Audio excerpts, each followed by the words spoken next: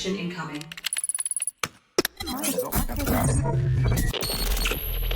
Connected. Welcome today to episode 16 of Rogue and Blasted. Thanks very much for joining us. So this week we're going to be answering the question, what does tabletop-ready really mean now? So we're going to be diving into that aspect. We're obviously going to be looking at a couple of grimdark would you rathers, and stick around to the end to see who is fighting who in our Who Would Win.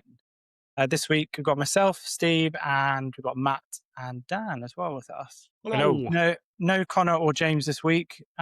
Ditched the Deadwood, haven't we? Yeah. So, grimdark would you rather? Daniel, help us out. All right. So we got one is actually a crossover with a different franchise. So would you rather be the God Emperor of Mankind in 40k or the God Emperor of Mankind from Dune? You've been reading way too much Dune. Nearly finished it. It's been amazing. It's really good. Yeah. I didn't know you were reading that because I am halfway through the first Dune. It's a great book. It really is. They're brilliant series. So do you know how this ends? Because otherwise we might have to scrap this would you rather, because otherwise you're going to get some pretty heavy spoilers going on there. Well, Steve. no, I've read, so I'm doing it in the wrong order. I read book 2 first. Yeah. And then now I'm back at book 1. So I do know what happens. Yeah. Because I'm on like book 4. Oh, okay. So yeah, so I can't really answer this one then. Don't know what happens. That was not the best would you rather I've ever come up with in that case. That was awful done. You're All fired. Right. We'll try again. Okay. Would you rather build... Cut it. Start again. So our first would you rather... What's the first... Daniel, could you tell us what our first would you rather is, please? Yes, it's would you rather build and paint a 2nd edition metal army from scratch, or build and paint a Warhound Titan in a week? That's a Warhound resin. Titan, it was resin, isn't it? Oh, I don't want to do either of those things, Dan. And no modern pinning going on for the 2nd edition. This is super glue and flat bits of metal.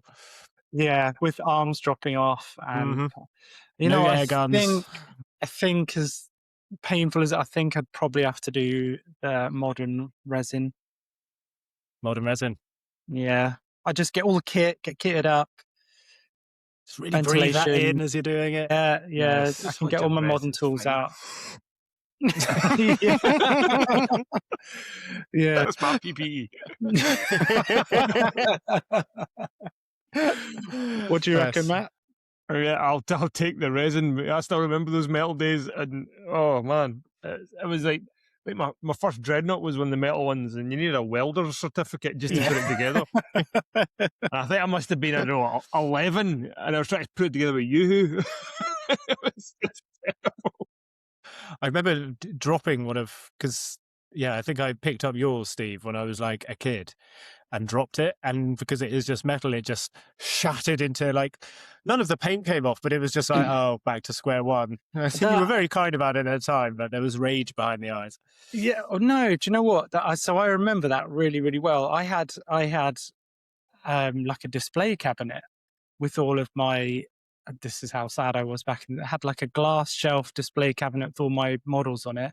Yeah. And I think you went to reach one and you tipped the glass shelf, and the whole army just tipped onto the floor. And it's like, yeah.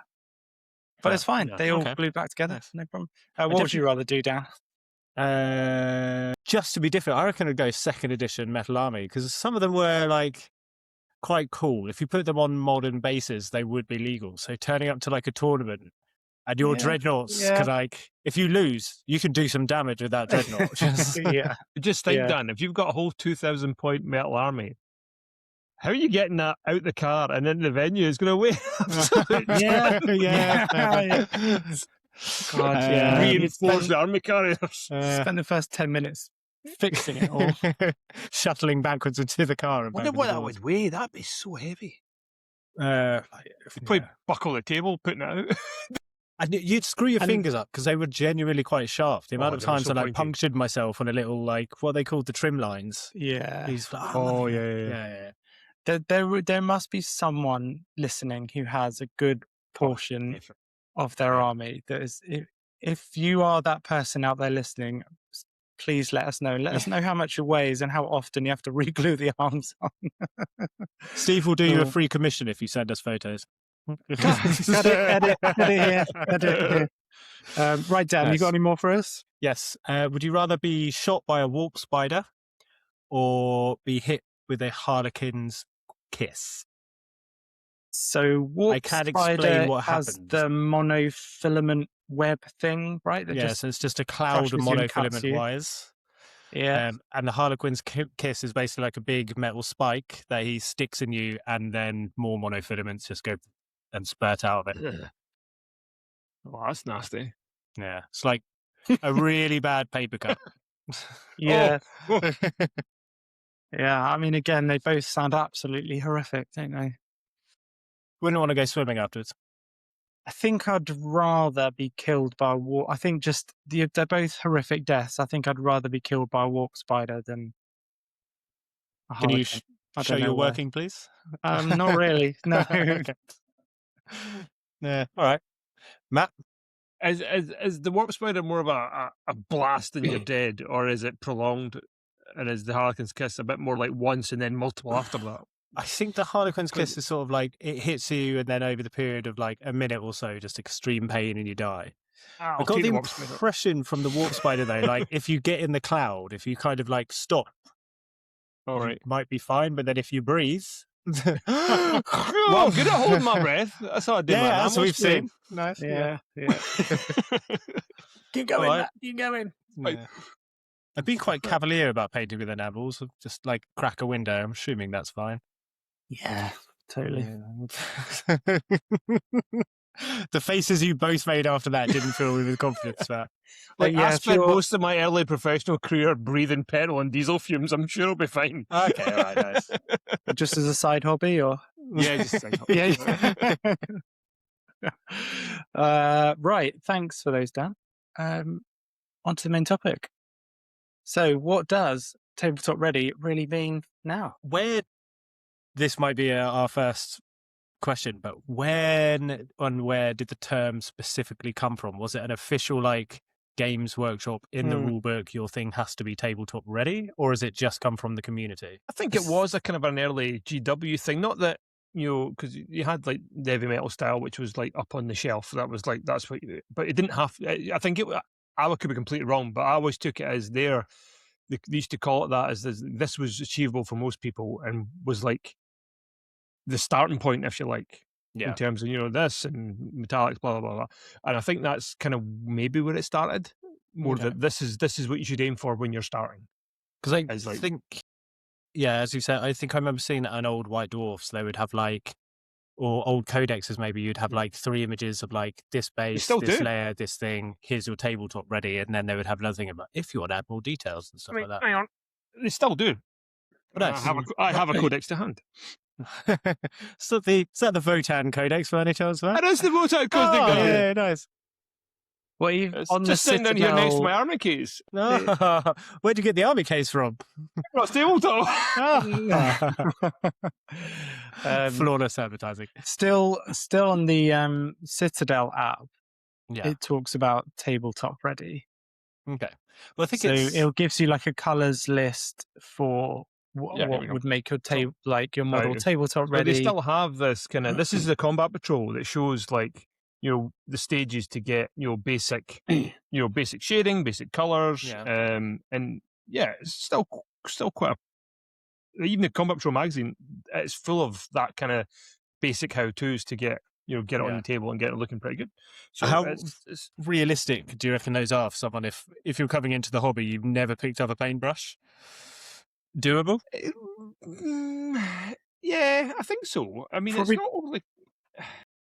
It depends on skill level, really. That's what it's not so much the like if you want to go by Citadel's version of tabletop ready, it's literally just a base coat. So getting the base coat down, that's it. That's pretty much it. Or base coat and then a wash. A wash, which anyone can do, but obviously more practice makes it a lot cleaner, neater. And if you're coming in, maybe you painted like other like Airfix models, or you're an artist or something, you're going to adapt to that really probably by second or third model. You'll be getting it quite neat and clean, but it's down to equipment as well. Like if you've got a decent brush, whereas if you're using, your Humbrol brush and yeah, another plug. Orange brushes are orange worth brushes checking are out. really I mean, while we're here, have you heard of Entoyment over in Poole? It's a great. Entoyment? I think I've heard of it. Yeah. So, and the difference yeah. being here between maybe tabletop ready and tournament ready? Yeah. Because tournament very Easily specific, isn't it? confused, right? Because until I think literally this conversation, I thought it was the same thing pretty much. But is it? I don't know. I question if it is, because I mean, I just think the tournament is, what is it? Is it 3 colours on a base? Yeah. So that's all they really look for. And that could easily be just, let's just pick Ultramarines, for example. You paint them blue, you paint the bolter mostly red, and you add a wee blodge of metallics, and you dip it in a base, and that's it. While I think tabletop ready, looking at what we've seen from Games Workshop, is more that, like you were saying, Steve, is the base with the shade, metallics with a wash. I think it's a little bit more than what I've seen in what we consider the tournament standard as a base. Not that ultimate players paint to that level, but more that this is the baseline requirement for you to be tournament ready. Okay. So tournament ready is really super, super basic. Super basic. Yeah.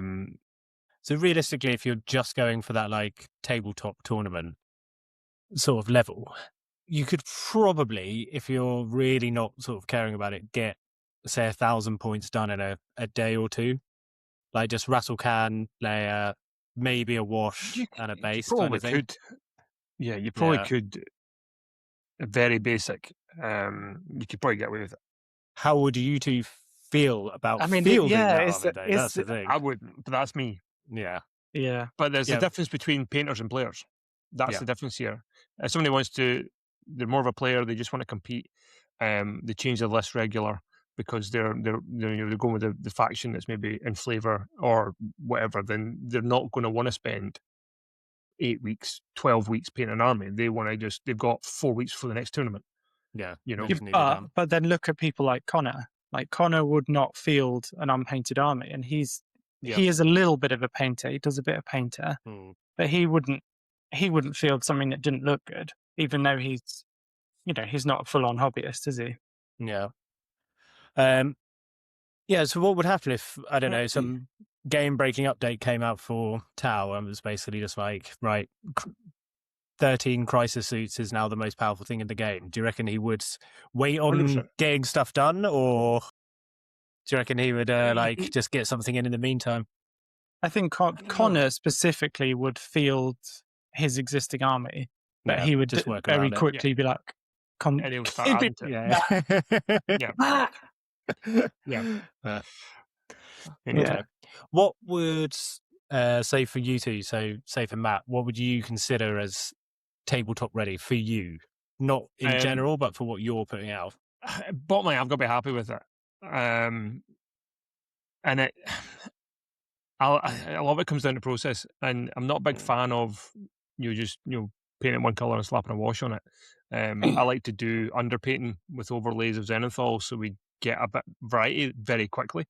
So like Votan, for example, I base coat them in a really deep purple, and then I do 3 Zenithal layers with airbrush. So I go from deep purple, magenta, red, then orange.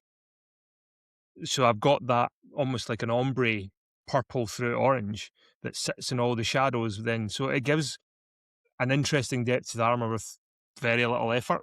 And you'll do 10 warriors in 40 minutes. And then I just sponge on the same top colour because all the layers below, the orange is never as strong as it is out the bottle. So then you can sponge on the same orange and it's more intense, and that's your chipping. And at that point, armour's done. That's awesome. And then you're just on the details. So you can knock them out pretty quick. And then that's where I then, some just painting the legs grey. Yeah. I'll put a wash on that. do your metallics, weapons black, and you're kind of almost there. And then it's OSL and you're out the door. I would love to see like a step by step of these. Like, no, genuinely for your next models, if you could just get like photos. Aye. Yeah, that'd be well helpful. I mean, kind of figured out. I do the same thing for Space Wolves. Yeah. It's the same thing, just a different color palette, and it's so quick to smash them out. And that's what I found is that style of army painting not only looks good, but it's quick. Yeah. And for me, that's tabletop. I could go is further it- on with it, but at this point, I'm happy with that. Do you think it's more a matter of speed then, like for each individual? Is it what can you produce in a certain amount of time? Because obviously you're Matt, like you're very well practiced. You've got a great process down. Like you're a That's it. accomplished painter, so you can get a Yeah. lot done in an hour. Whereas, someone else who maybe their That's it. first couple of years of the hobby, or they're not, not down for the painting or whatever. I think that was it when I first started. It would take me 8 hours to paint a Marine. And you're like, I'm never going to get an army painted. And then the more hours I put in, and I realised it's not about fancy tools, fancy brushes, Patreons or anything. It's just time behind the brush is what it comes down to. And then suddenly when you're painting 3-4 hours a day, you get quick. And unfortunately, that is there's no secret to it. It's just time and a little bit of process. Once you start to understand the process and you kind of click with it, then that does help. And honestly, How much would your process there of sort of how much would that translate to then something if you're doing like a a box art style commission, like something in the Rogue style where it's like really super crisp and clean? Would that transfer across, or would that be a different process because you completely maybe need different process. Okay, It's a very different process. Some things can be similar, but because you're doing box art and it's a very different style, then it's a complete. It's actually in some ways it's not. I find box art really comfortable because there's nothing to think about. Yeah, it's just very like formulaic, isn't it? it's very formulaic. It's like I It's don't have to worry designed about to be like shadows that. or lighting or Yeah. battle damage or OSL. Usually, sometimes it is OSL elements, but typically it's just like I know that panel's all grey. That's so And it's funny got to 3 hear. highlights, and because- these are the colours. And the 'Cause I line look- and the highlight goes here and here. Here And and the here. next part goes here and Yeah. here. Like, there's I find that quite funny because I know, Steve, obviously you're sort of like that's your specialty is those like amazing like full on box art like hero piece like box art stuff. But I look at that and I get properly like don't know where to start. It really sort of throws me through a loop. Okay. But then when it comes to the grime and stuff, like when you see the Tyranids up close, like enamels everywhere, like sort of overrun paints and stuff. But I quite like basically getting loads of stuff on it and then removing it to sort of make it work. That to me makes sense with the sort of the organic stuff, but I've always been hopeless at doing the sort of metals and stuff. Well, just to rewind a Interesting. tiny bit. Yes, sorry. A tiny bit. No, just on what you're saying. So your Tyranids, would you say they're tabletop ready, or would you say they're a bit below or a bit above? Where would you pitch those? I'd say about 1,500 points of them are tabletop. But then also, I think I would say my standards are maybe not the same as in quality of mats, but that same thing of I have to look at them and be like, I like that model. Yeah. It doesn't need to be perfect, but it needs to be like, I can look at it and go, yeah, that's basically done. Okay. I think a lot of them need eyes finishing off. But they're Tyranids, no one can see it anyway. Yeah. So I, as like a objective outside person, I would say that both of you, but just specifically looking at Tyranids now, they're well above what I would think is tabletop ready. Oh, 100%. Well, way above. Way above. Sweet. And the same for your Votan. Thank you, guys. I'd say the Votan was like dusted off tabletop ready about 3 steps ago. So I think Maybe they both are, of but you. I think But it's for time you, spent for me, that's right? the That's it. for you, that's the minimum standard that you would put them out on the table and want people to look at that model and associate it with you. Yeah, I mean, How about here? The idea of, because I think did just a couple of Scout Marines the other day, and the first thing Steve said was drill the fucking barrels. Oh, yeah, drill your barrels. Does the barrel have to be drilled? Yes. Dan, the hate drill. drum barrels, but it I has to think be I done. even sent you a link to the electric drill. It costs like 10 quid probably, and Yeah. it's a game Oh. changer. It just elevates the model so much. I use my DeWalt. Oh, there goes his head. If I put another hole in my finger. But I've got a question for you, Steve. So you drill the barrel. Do you drill the side one as well? Yeah, got to drill all the way through. Got to see daylight through every aspect. I'm trying to think back because So you have James's yeah, Imperial so Fist do you know- yesterday. I do you could know have what he's sworn there talking was about one there? or two undrilled barrels in there, but maybe I'm imagining it. What in James's James's, army? yeah. There might have been on the bigger weapons. Shocking.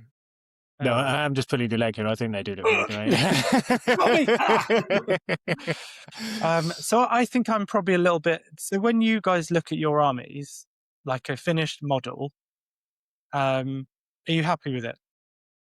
Do you look at your model and think, oh yeah, I like that, I've done well? Because Mm, if I didn't like it, it wouldn't be finished. Okay. Dan? not entirely, but I think it's because they basically will get to a certain stage, and it's the Homer Simpson looking at a barbecue thing, where he's got in one hand just like this beautiful picture in the like I don't know the web page I found or something, and then you look at yours and you're like, why doesn't mine look like that? But they're getting closer, and I feel like that's because I sometimes have to remind myself like this is a hobby you're doing for fun. Yeah. So And it's that not is 100% perfect. It's like people are Yeah. saying nice things about it. There must be something good going on. But then I feel like that's maybe a good thing as well to be like, oh, I could do this better. Or I've had to teach myself to stop painting when I'm like just rushing stuff. Because I find I paint for like 2 hours, which will be really nice and relaxing. And then I'll be like just painting like black carapace or something. And I'll start just like trying to get through it and just using loads of paint and getting thick. And I'm just like, you're not enjoying it at this point because I've been doing it for 2 hours. Just take a break, come back in a bit, and you're like, oh, this is fun again all of a sudden. It's like, Yeah. That's a real specific hazard with commission painting, because you obviously want to get stuff done. You're not doing it necessarily for yourself, for the enjoyment. You do drop into that, like you can feel yourself rushing it and making mistakes. So yeah, it's important at that point to take a break. And unfortunately, when it's not your army, you can't just be like, that'll do. That'll do, yeah. It's Yeah. why I don't enjoy batch painting, because I get to that. I get any more than 2 models, I keep missing bits and I have to go back over Yeah. stuff. So I typically do, when it comes to army painting, like I was explaining, I do all the airbrush work because I can do that in a 1 hour, and I typically just go model to model, and I do one, finish it, next one, finish it, next one, finish it. I just really struggle with doing like a batch. It just doesn't, I just can't do it. Don't enjoy it. I think there's been a mate, because I got a bunch of monsters basically for the tuners, and doing those big guys is so satisfying after doing batches of like 20 termagants, and then you get to spend like just a week just doing like a T-Fex or something like that is really, really nice. But that's a good way to break it up if you are doing like a big army. Good way to break it up, do small squad character. Try and reward yourself with these little breadcrumbs as you go on. Yeah, I generally I don't like my models even when they're done. Yeah, I don't get a lot of satisfaction. I'm a bit odd. Like I don't. Do you and find that's there might why- be, sorry, just to ask a question about this. Do you find That's you all right, might have fair like enough. a head of a model or the shoulder or some aspect of it where you're like, I'm really happy with this, but there'll maybe be a different part of it where you're like, oh, I should have done this different, or I should have tried this? Or are you just maybe not quite? Not really. No, I really can't work out the psychology of it, but I think that's why I sit better with the box art style, because it is a bit formulaic, and it's almost like, well, even if I don't like it, I think, well, I've ticked all the boxes, so it must be done. Yeah. And and normally, like if then look at pictures of it 6 months later, I might kind of begrudgingly say, oh, okay, the customer was really happy. I can come back to it later and think, oh, okay, like actually that was I was quite happy with that. But that's why with the blasted style, like doing it Matt's way, or doing something that was a bit more like your way down, like rough and ready, I think I'd really struggle with doing that and then keeping it, because I'd always be looking at it thinking, did I make the right creative decisions? Like, does it, because there's a lot more interpretation there. It's a lot more like map, the way you place lights and where you put chipping and down where you throw those inks, like that would send my head into a bit of a spin, I think. Fair. Yeah, but I think it is. That also comes back to. Well, no, I do imagine because you said you want to enter some competitions this year, didn't you? I wonder if you like place like first in sort of a competition. Do you reckon then you'll be happy, or do you reckon you'd still be like, eh? I'd probably think my head would think, well, the competition wasn't good enough. No. But starting Dan, to think this might be less about the painting and more about like more about my broken brain. Yeah. Yeah. But Dan, you've just reminded me, Yes. Matthew, Yes. we need your 2026 goal. Yeah. What is my 2026 goal? And don't say finish 2,000 points worth in Photan in 2 months. I mean, it's the Although you 16th can, of January. you can. He's nearly done it. Shall I come back to you in a minute? Yes. And I'll make the same face, and then I'll make something up. Somewhere in the subconscious. So we're actually doing pretty well. I've got a little honesty tracker here. So Dan, one of yours was finish 2,000 points of Tyranids. Nearly done. The other one was to beat James, and you've achieved both of those.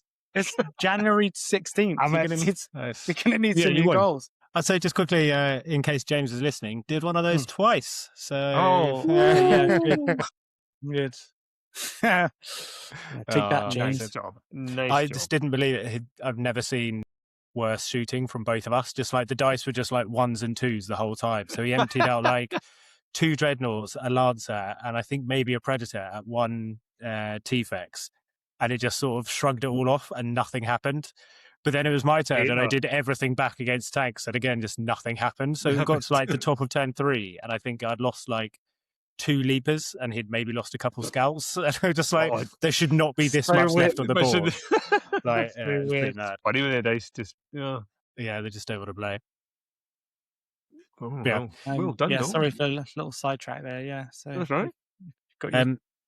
But Steve, you haven't sort of told us what you would think of as when you go to play tabletop. What sort of standard would you want to? Would you want something that's like representative of Rogue as a company? So then it's probably all got to be like the very tip top sort of painting style, or would you be comfortable having sort of maybe stuff done to a slightly lower standard? Or so I kind of been having this dilemma a little bit because I do want to have like an army to play with this year, and I started off with my sister's army and fell into my usual trap of like really overdoing each model. So now I'm looking at it thinking, do I really want to paint a whole nother squad that's going to take maybe 50 hours?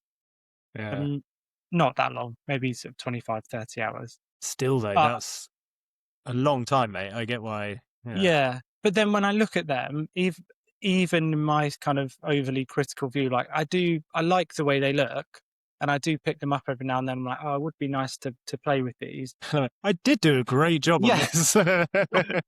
Begrudgingly, I'm like, oh, these aren't crap. Yeah. But I would like it. But so they're massively over-engineered. I didn't need to go as far as that. So I think in my head and my standard, if I was just to rein myself in, I think probably base coats, then a wash, and then first highlight.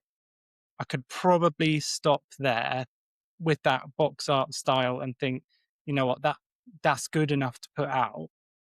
Yeah, I'd have to get a lot of the other elements, like, you know, the color would have to be right, and, you know, execution would have to be pretty good. But you're still talking about a lot there, because there's not much to go take it from that to what we'd call or used to call advanced and elite standard with Rogue.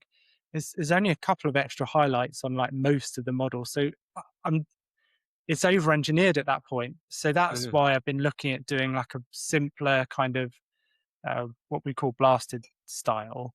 But again, that has its issues in my brain with like, it won't be that neat. What's the process? So I don't know really. Like I went to the local GW and another local gaming store. Wasn't in Toyment, the greatest place on earth, according to Dan and James. And James. And they had a lot of models on display that literally were base coats. Yeah. And I was looking at them and thought, you know what, like it looks fine when they're out on the table. Like, I don't know what my problem is really. So it's almost like if someone else does it, it's fine. If I do it, it needs to be different, and I hold myself to like a 100%. different. That's exactly what it is. Okay, it's not just me then. You're not going to turn up and criticize anybody's army. You're like, they look really good. You're doing a good job. And then if it was you, you'd be like, these like, Yeah, I can't put that in the table. But I genuinely don't think like that. Oh, Like, but if I'm looking at mad. someone else's models, like I genuinely don't think, oh, that You looks don't. rubbish. I No, just you think, like, I don't. If anything, the opposite most of the time you go in, you're sort of like, I know I was doing it yesterday at Entoyment, was peeking over at the other tables and you can just see all these things and you're just like, oh, like that looks cool and that looks cool. Yeah. And, Yeah. I mean, there are definitely exceptions to that. There have been times when I've just thought, really? Some questionable kit bashes, maybe. Yeah, or just you just think, oh, like you could do better than that. And I'm not much of a painter. You just think you don't have to, even if you just gone with a rattle can and just at least got a complete base coat down. Look, People James don't isn't even here to bother with defend doing that. himself. I think it's a bit Yeah. Oh, I can't wait to see James's tabletop ready version. That'll be. I've got super faith in interesting. him. I reckon, it's You going to be reckon? good. Yeah, 100%. Yeah. Interesting. So, all right, say someone's not brand new, but they've got, I don't know, a new army for Christmas or the beginnings of a new army like a battle force. How would you guys sort of recommend they look at then turning that into a battle-ready army if they're not the most experienced painters? What are the sort of steps and processes? Maybe they've got a bit of experience with painting, but they might not have, because the airbrush setup. And the advice is going to be different depending on what. Yeah. And it's a hobby, isn't it? So it's what do they want out of it? That's But it. I mean, it's- there's two how things. long's a piece of string? yeah. Exactly. I mean, it's like, you could break it into two camps. You've got your heavy metal style and then your more blasted style, if you like. And it's what road they want to go down, because I actually really enjoy painting standard heavy metal style. I love painting. It's such a quick process. It's just about color choice in terms of your edge highlight, not too light, not too dark. And it can actually look really good really quickly. And you don't have to worry about, airbrushing, or you can, single layer rattle can, just get a good even layer down and then do your edge of highlights and your metallics. And you can actually, just a bit of practice, you'll be amazed how quickly you'll come on. But if they want to go down more the army blasted grittier style, then you can rely on sponges and chipping and not worry about edge highlights and still get really good, or dry brushing. There's so many different ways to do it that does not take high levels of skill. You're always going to come down to the fine detail stuff is where you're going to need to practice, putting your eyes, doing your transfers and your metallics. It does take, but what I've found in the workshops I've done, it's not so much about, it's about when you do them, not how you do them. So it's, picking the moment where you need to be tidy and when you don't need to be. So like on a bolter, do your metallics first, because that's the trickiest bit. So if you get any overspill, your next layer is going to cover that up anyway. So you're not going over things. So it's just about when to apply the paint more than anything, and in what level. So you minimize the time spent being careful, if that makes sense. Yeah, 100%. One careful layer tidies up all the loose ends. Yeah. That's especially true if you're going to go down like the oils and streaking grime route, because but streaking grime and oils cover up all kinds of sins, don't they? You can be super loose with it, and then inks, Case in point, does too. yeah. But yeah, and again, it's, I guess, tabletop ready for me is, what is that person happy to put in front of them and say, I painted this? Yeah. And that's going to change as well. What you're happy with this year, next year, you might look back at and just think, you know what, like, God, I've come on a long way. Or you might look back at that and just think, you know what, I've got no interest in the painting side. And it's great because I've had a painted army for a year, albeit very simple. But yeah, I just, with the gamers, would definitely agree. I just think like the gamers, everyone says that it's better with painted army in front of you. You can't get away from that. Regardless of standard. Even regardless of the standard. Yeah, I've had to use like some half painted stuff every now and then, 1 or 2 grey units, and they're always like, the first thing that takes a wound, and we're like, right, get rid of the grey shit, that's gone. Yeah, and like yeah. swapping in different yeah. psychophages to make sure the painted ones on the table makes no difference. But to me, I'm like, well, that's better. I did the same thing last week. I was just Did you? yeah, nice. because I had like I had one Sangator was painted, one isn't, and I was like Berserkers were like half finished and one like not finished, and when both died, I swapped them out. Yeah. It's just I could keep the gotta be painted done. models on the table. Yeah. It just looks So better. there's a reason that we do that. I say you guys do that. I was expecting, if I'm honest, you two to say the best way of getting that new army on the tabletop looking good would probably be Get it some kind of commission painting service. I mean, it's a quick way of doing it, but if you're in it for the painting aspect of it, then you should at least give it a go. Yeah. No, I mean, yeah, you could get us to do it, and we'll do a bang up job, and it'll look great, and you'll get it back in 8 weeks or whatever. But at the same time, it's a big part of the hobby. I think have a go first, and if it's not for you, great. Yeah. Yeah, But at least give it a go. Just have a go, and if you hate it, great. Like you know At least that you know. yeah, you know, but you never know. You might find like, oh, this is really enjoyable and relaxing, and maybe I'm going to do a bit of this on the side. Or there's even an argument that even if you really don't like it, and you want to go and get every single model commissioned from that point onwards for the rest of your life, great. But at least you know a little bit about what you're asking someone to do and what you're committing. Yeah, that's a really good point. That commission process, and you'll know a tiny bit about: is this a good commission? This is a bad commission. It's not a bad thing to know that. Yeah. Because even as a painter, when I came back into the hobby, when I was looking at models, I was thinking for a while, everything above a certain level looked absolutely incredible to me. And now, having done more painting myself, being in the hobby for longer, now I can see that continuum a bit more and what really is absolute top tier and what's kind of pretty good and what's not so good, etc. Okay. Nice. Yeah, because do you reckon is, say, people who do go commission route, what's the normal composition of that army, do you reckon? Because I've got some friends who have maybe just got like their hero unit or a demon prince or the captain done. So because also when you're looking at an army, your eye's going to that model first anyway, and then do the rest themselves. Or some people more like Connor who are just like, no, I love the scheme, I love how they look, and it's just all out. I think you get two camps. You get some painters who are actually pretty good and they want the big units for themselves, so they'll take on the demon princes and give all the infantry for commission, or like you said, the other way around, they'll do all the infantry and put the big models out to commission, so it's like a big statement piece. You get both.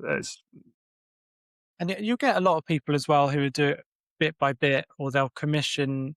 So most commission painters studios, they'll have like their different tiers, so you can get the lower level troops done at like tabletop ready. Yeah, you can get others done at a higher detail level, so you pay a bit more, and then you can have like your standout characters. So yeah, it kind of takes all sorts really. But I think most people probably, this is what they do. They'd either paint or get their mates to paint, or get a very inexpensive commission service to do all the troops.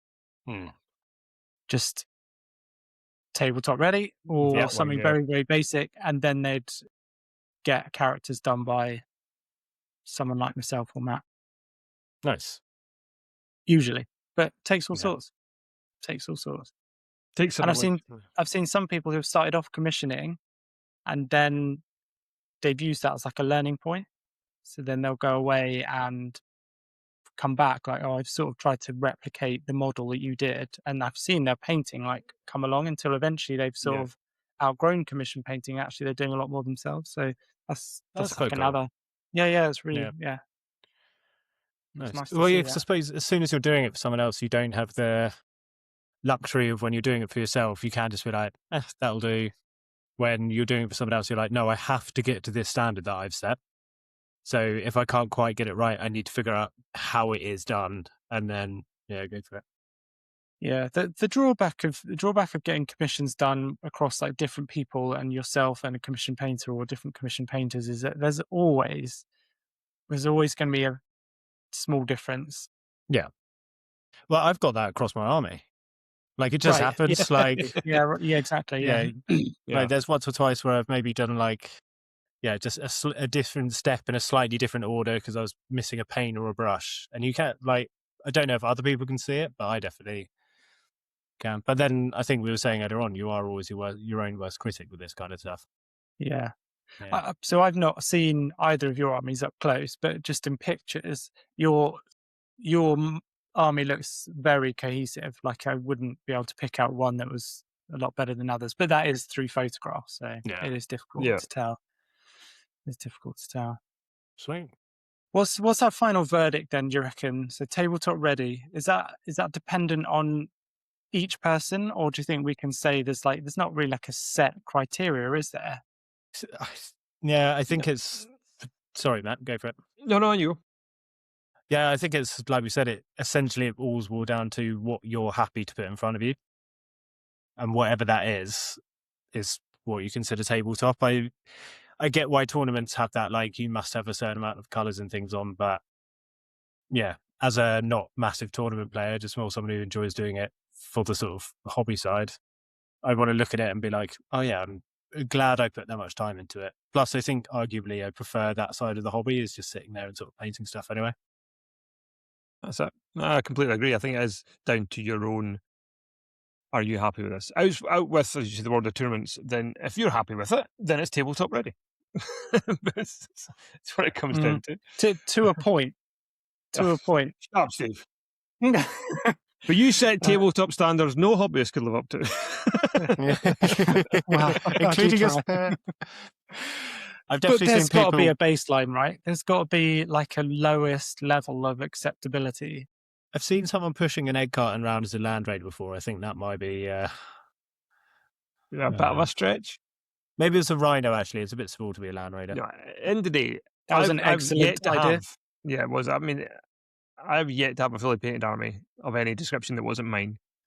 I consistently have to play with grey plastic or just undercoated, and it's such a time sink for me, let alone somebody who doesn't paint as much as I do, that it is what it is. And people want to play and they want to get games going, and there's always going to be a standard of unpainted, unfinished, I think, for most people, realistically. So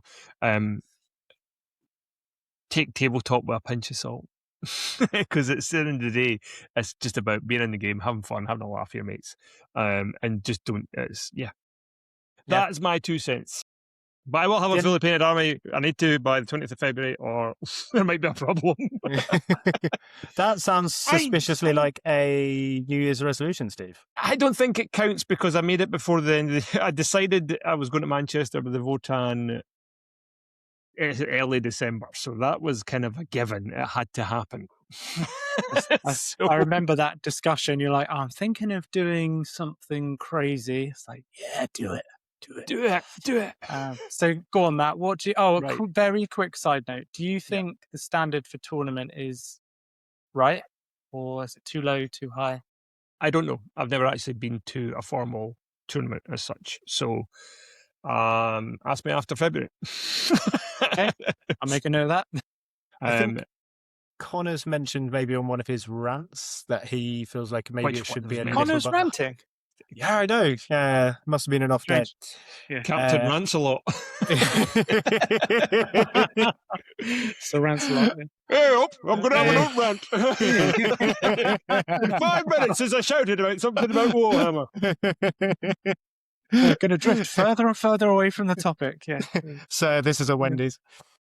Yeah, I think he's mentioned once or twice he would appreciate it if it was maybe like a touch higher. Yeah. I think and from someone like in Connor's point, I can really understand that. Like, if he's obviously spent a lot of money, basically, getting his army where he wants it, and it looks great. Like his tower army looks great. His size army, thanks to Matt, is also going to look fantastic. And it would be a bit galling to put your models down and the opposite, you're next to someone who's just slapped theirs together and it doesn't look great. Like, one of his things, he likes to take pictures. So he likes to take pictures, he writes his blog and stuff. And he's like, well, even if I have an exciting battle with someone, I can't really report on that because the models look terrible. So I do get that. I do. Yeah. I don't know. Yeah, worse if they then thrash you as well. Yeah, yeah, that's especially Which galling. Yeah, is potentially quite likely because the people playing Yeah. these might be like Yeah. hardcore tournament guys who need like 12 Yeah. different armies. Yeah, Yeah, that'd be brutal. yeah. And the bottom line, it's a hobby. That's it. Can't take it too serious, although many do. Can't take. Yeah, Yeah, but no, Yeah. I'm going to Manchester with probably arguably a higher standard painted army than I'm expecting. I am gunning for best painted Best because in that's show. achievable. Nice. I'm not. If I win one game all weekend, I'll be happy. But certainly, I'm hoping to place with the painting side of it. And even if I don't, then it's a staging point for my next GT, which will be Edinburgh, that I can then go back over and refine the army and try and bring it up to another level for Nice. that. Nice. So Nice, very that's nice. the plan. I think from what I've seen, mate, you're in a really good shout for that. So yeah, make sure you update us. But I think you're in a good shout. but goals for this year. Golden Demon? I have a model for it. I had a plan. What is Nice. it? So I got the Athean Shad, Ah. the Ravenwing sitting. Love that But model. I don't know. Which one's this, I sorry? don't know. That's the Ravenwing Chapter Master. He's kind Yeah, of Raven Guard. Ravengard. Sorry, Chapter- Ravengard. Ravenwing. That's That's Raven Dark Guard. Dark Angels. Angels. Sorry for Yeah. Dark Angels. Come on, Matt, Um, boy. Needs another coffee. Look, he's sagging. He's like, I don't know. I swear not. I do you could think make it? Well, okay. Well, do you think maybe we'll come back to you next time? But do you think it'll be more painting or gaming side, or maybe a combination of both? Or I would like to place in a tournament, not a tournament, a painting comp, whether it's locally or online. But I don't. Yeah, but it's just I'm tempted by Golden Demon. If it's in Essen again, that could be an issue, just travel wise. I'd like to see it come back to the UK, and it might with 11th edition. Yeah. I think I'd definitely go for it, but a lot of it comes down to time. Whether or not I could sink 100 hours into a model, I'm not sure I could. I don't know if I'm there yet, to be honest. Is that Yeah. generally the sort of commitment you're making when you're doing Golden Demon then? If you want to least. win, I Yeah. think you are At looking at that. And I don't know how I could. At the minute, I can't physically understand or see how a model could take 100 hours to paint. Glazing for days. And I don't know if I've got the patience, I'll be honest. So I've seen people glaze. I'm still not entirely sure because I've tried using at least Games Workshop glazes on models. Didn't really do anything apart from just You're doing it wrong. discolored the bits. Yeah, I assume I am. But this is I'm coming to you guys for advice. What's going on? Yeah, so just to put it into context slightly, so last year I had this idea that I'd do Farsight for some sort of painted competition. Just thought I'd start, and after about 15 hours, I think I had done upper thigh, and basically all I was doing. So I'd laid out the sort of the lighting gradient. So I'd done like a light area of the panel, some reflected light area of the panel, and then the shaded bit of the panel. And all I was doing for like 5 or 6 hours was glazing, was blending those different colored. Yeah. So I maybe had like, say, 5 different shades in a gradient plus a different area. And then you've got to like make the join blend and go away. So it looks, and it Okay. just, yeah. So, you're talking about super, super watered down paint, very finely controlled, so easy to make mistakes. And then because when you're also trying to balance when you're watering down paint that much so that you're getting a very, very gradual buildup of color, you're also breaking down the sort of components of the paint. So you very quickly lose control. So you're trying to balance getting that gradient, blending it all. Yeah, exactly. But that's just why me I don't think I talking could do about it. it. That's just me talking about it, let alone That's why I having don't to do think I it. could do it. Yes. I think there's one model that I spent a long time just working on glazing grade. It was a commission. And when I look back at it now, I think, God, like it does look good, but I just think doing that for a whole model, it's an exercise in patience, and you can't sit down in a session. Yeah. You couldn't sit there for 10 No, hours. and then I think that's where I'm falling short, is that I don't think I've got the patience to compete at that level, dare say locally, less of a commitment. Right, here is my New Year goal, Yes. because I've been wanting to do this for years. Stop I would painting. really stop painting. I'm done. Peace out. Yeah. Oh, fuck it, I'm done. Yeah, everyone buys some photo and they're happy. No, I would really like to do a diorama. I've never done one, Sick. Okay. Yeah. and I think it would be quite a cool thing to actually think about and do. Any ideas? This is well exciting. I do have one idea, which is a bit bonkers and a bit silly. That I just had Let's this. do it. Right. So your Herskin Jaegers with they're the Votan, they've got like the brown jackets with the fuzzy lining. I just think they look like Del Boy, like. So I just had this idea came in my head one day, and I think I was out for a run, and I was just thinking about the Jaegers. I'm like, that'd be quite funny. So the diorama would be like a back alley, city street, and it's like pavement. It says no parking, and there's like a Sangateur, a yellow Sangateur, bumped up on the curb. One wheel? With a sign in the window that says, Inquisition on call, because they used to have the van with the midwife on call thing. And the back door would be open, and this Jaeger would be selling dodgy gear out the back. I love it. I love it.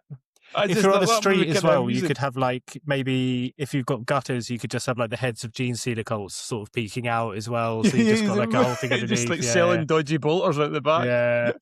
I've made a note of it, Matt. That was that's one it. idea. That was one idea. It's in stone now. You're committed to that. And the other thing I want to do, because we're doing a lot of prep for the tournament scene. I want to do a day of like narrative 40k, and I have an idea of the idea. I would start with sort of small 500 point boarding action forces, but instead not through a space hulk, almost like through an underground mining complex where it's like a rolling retreat. So attacker, defender, defenders kind of back and the attackers try to bring them down to the point where it moves on to the big board where they break out into the mining complex on the surface, and it switches because it's a trap. So the attacker then becomes the defender, and then they've got to hold out for their reinforcements. And I just thought it'd be kind of something different and a bit interesting. Yeah. Just would be nice to do something like that, a bit of a narrative game that was not just usual missions and usual shenanigans. Just something a bit more meaty. Yeah, that's quite cool. So, That sounds awesome. and maybe start AOS and maybe Blood Bowl. So let's go. Okay, so many. Okay. No, don't write that down. I'm writing it down. I'm really thinking about Kathy AOS. is still looking quite good Yeah, though, right? Kathy, yeah. No, I'm not going on Yeah. World. I'm not going on World. I think I quite like the Karadan Overlords for AOS. They're quite Which ones? cool. They're kind of dwarfs. Makes sense. Just call Yeah, me nice. Captain Carrot. Nice. So yeah, Cool. Nice, mate. These are good. These are real good. there we go. The diorama, I think you'll have a lot of fun with because it's a whole different Yes. set of It's a storytelling. skills. It's a bit more, Yeah. and best painted at a tournament would be nice. So we'll see. Yeah. Nice. Ah. Diorama's an interesting. I've always wanted to do one. Steve, have you ever sort of like had a chance commission wise? Has it been something you've put together? Only once to be only once. So Rogue's doing one now, but I'm not. It's another painter's dealing with it. Yeah. That's a massive one. It's kind of bonkers. It's a huge Dark Angel versus Chaos Space I remember Marines. that one. That's been ongoing Yeah, for a while, isn't it? Yeah, it's big. There's a Wow. lot of models going on. Yeah. Nice.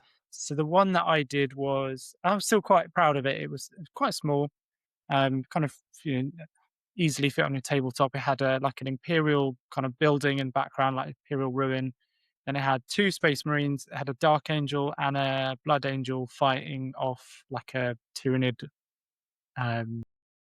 onslaught. Yeah, nice. It just was cool and he wanted it a bit grimdark, so I wasn't having to be too precise about everything. Yeah. And I did some like Imperial posters like on the ruins and stuff, and just went Nice. to town. It was cool. It came out nice, and properly get creative. I imagine you can yeah. get well creative in that because you don't have to worry about like, does it still need to fit on a base? Is it still legal? You can just go to town and stuff. Yeah. Go by Nice. daft. Yeah. and the customer left it really open. It's like, I just want one Dark Angel, one Blood Angel. The rest is up to you. It's like, sweet. Nice. Yeah, it was good. Cool. Always had dreams of doing. See where if you can guess where the inspiration comes from. Like a desert Starship diorama. Troopers. Yep, there we go. Desert diorama, Imperial Guard in a little fort, and then just thousands of Tyranids. And just like things bursting out the ground and chests and all the rest of it. Yeah. Well, I'm sure people must have done that though. I'll pop that down in your 2026 goals, Dan. Maybe Committed. 2027. Yeah, okay. Be fine. Right. So we also have to do a who would win. Matt, you've got a couple of contenders for us. Well, contenders. this was a bit on the fly, but anybody that has listened to this podcast will know that I have an avid Space Wolf player and have since defected to the Leagues of Votan. And I'm offering up Bury versus Ragnar, which is to talk us through who they are, because I must admit, I know a little bit about Ragnar. I don't know anything about Bury. Bury, what's his name? Bury Egninrinston is the old is a sort of easy for you. Put your teeth back in. So they call him the thrice devoured. He was the sole survivor of High Feet Leviathan that wiped out the rest of his kin. And he's a bit bonkers, but hard as nails. And he tends to travel around with a like ragtag band of like other kind of Votan that have been kind of isolated or survivors. And he just kind of travels about, just joining armies and helping them out. I run him as my warlord, and he's just hard as nails. He is an absolute monster. He gets back up on a 2, so if you kill him, you got to kill him twice, which is quite cool. So that's what I thought. Even though Ragnar's probably hitting a lot harder, so 2 up, he gets back up again, full wounds. And how many wounds? He's not got made up 5. Still, though. But and toughness 6. 5 wounds. He runs. He's got a kind of big dark star glaive called Bane. He's got precision strike that's strength 12. Or he can sweep for a strength 6. The strikes 5 attacks, sweeps 10. So he's quite good against those old high. This word I'm looking for, like Victor Scarred. He was kind of hardy boys. So he's pretty nasty, especially if you know because you can chuck him in, die, bring him straight back, and then he also has a vengeance move, so you shoot him, he comes further. And but because he's lone up, when you shoot him, you're really close to him. Yeah. So fuck, I forgot about that. Yeah. Don't piss off the dwarf. So he's pretty nasty. And then Ragnar, obviously, big Space Wolf character that we know about. He runs Frostfang, which is a big, mad, double-handed, say chain axe. It's teeth of Kraken is the blades. Oh. So it's a nasty blade. Tons of attacks, comically large amount of attacks. But he is just a Space Marine, and he is just a dwarf. So that's where it kind of comes down to. I thought was a kind of an even matchup. It's a good matchup. Yeah, it's a good matchup. I like it. So I mean, it seems like they're pretty evenly matched, and it's going to be quite a classic kind of hand-to-hand closing in. Like a lot of our other matchups have been, this guy's got a weapon and maybe he's better at distance, or this person's slightly better. But this is like a real hand-to-hand. I also feel like they'd both be really up for it. Yeah. Drinking beforehand, like, go on, let's do this. They'd be best mates at the end of it as well, wouldn't they? Oh, yeah, definitely. Yeah. So it's hard because there's a lore in the stats.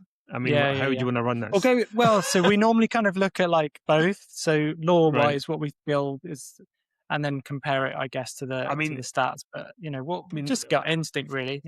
I mean, lore-wise, Ragnar is fast, he's intelligent, he's calculated. I mean, I've read a lot of the books, and he's hard as even as a young wolf, he was incredible. You're charging tanks. And just leaping over the fire and dropping a grenade in the hatch and just like walking away and it blowing up behind him. That kind of classic Die Hard style. Very cool. So he's got good wits. He knows what he's doing. He is just a Space Marine though, which is what it kind of falls down to. He's only toughness 4. He's only got 5 wins. He's So, also, I mean, dare I say, maybe quite used to having quite a few Space Marines behind him. When it sounds like yeah, Bury is it quite used to does just being like, I'm gonna have to do this on his own. myself. Yeah. Typically, lore-wise, Ragnar always ran with black blood claws. So he always had young wolves charging him behind him. So, I mean, that would not end well. But whereas a one-on-one, this is they've been caught in the open on their own. Yeah, that's what I mean. Bury's got the advantage there. I think so. That said, what's the new? Yeah, so Ragnar's hitting on a strength 6. If he charges, which is more than possible because, Votan have only got wee legs. He Is that gets a him couple extra charging? attacks. No. Yeah. So he gets a couple extra attacks in. So yeah, it's hitting him 10 times with sustained 1. So he's going to hit him lots of times. What falls down is the toughness of the dwarf. Strength. 6. Okay, not terrible. So, but he's winning on 4s, which isn't great. So half of those basically are 85. wounding. Is it effectively? No. So I think he could kill him. So you basically, he's got to roll quite lucky and kill him in one turn. Yeah, he could. Because if he Bury lands, strikes back, he's dead. Yeah. Bury's wounded him on 2s. Oh wait, but then also, even if he does kill Bury in He's one going to go, get back up again. he gets back up. He's like, oh yeah, beastie. He'll just be waiting there, be like, "Come on, up you get." So I mean, yeah. So he's going to be wounded on 4s. He could kill him. He does 2 damage a piece. If 5 of his 10 hit, Bury's dead. But he's likely going to get back up again. And then he's hitting him.